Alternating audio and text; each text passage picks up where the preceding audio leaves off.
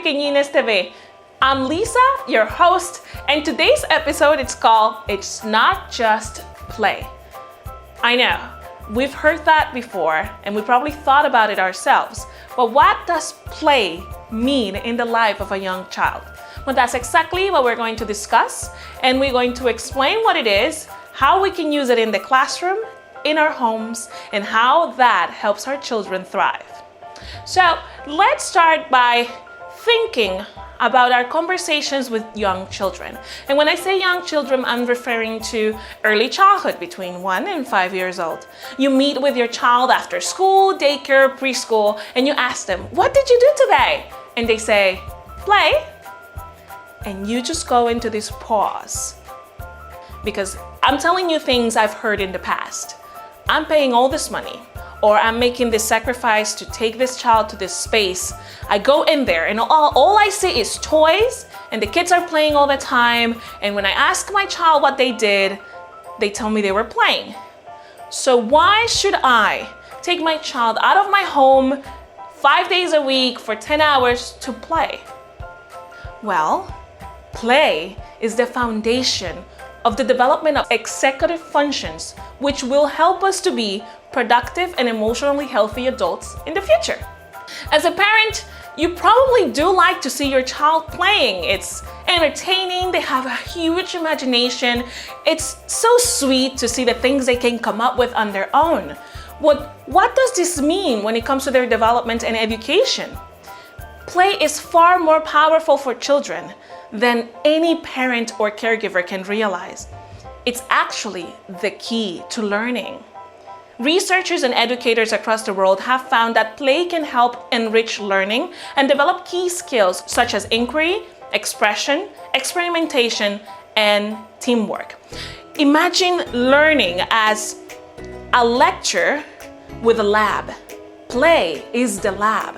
The scientists cannot put the theory into work. We cannot find cure to diseases. We cannot develop equipment to help people, for agriculture, for technology, if we don't practice.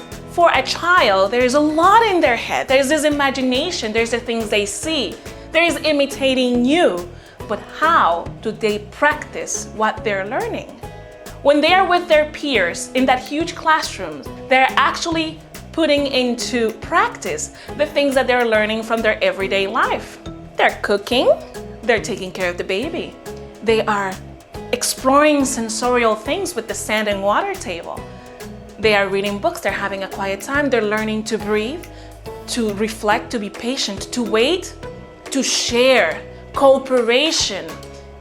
Have you met people that have a really hard time with teamwork and working with others? Perhaps because in their early years, they did not have a sibling and they did not expend a lot of time in a social environment. These things are crucial, extremely important. Every classroom is going to look different. But if 85% of your child's brain development happens in the first 3 years of life, through meaningful play, you can help that development. When I say meaningful play, I mean when you are an active participant of that play. Your child comes with a little pot and says, "Mommy, I made soup." And you go, "This is delicious." You are helping your child's imagination. You are helping their executive function. You are validating their personality.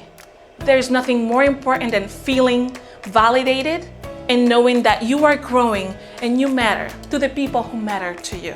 So remember, it is not just play. Did you just play today? They're just playing. It is skills for life. This is how children learn. This is how we learn.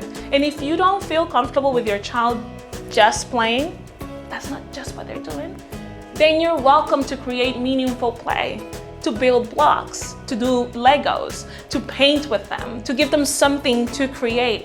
Still, there's no other way and no better way for a child to develop themselves. Thank you for coming today. I hope to see you next week, and I hope you're safe and healthy. Bye-bye.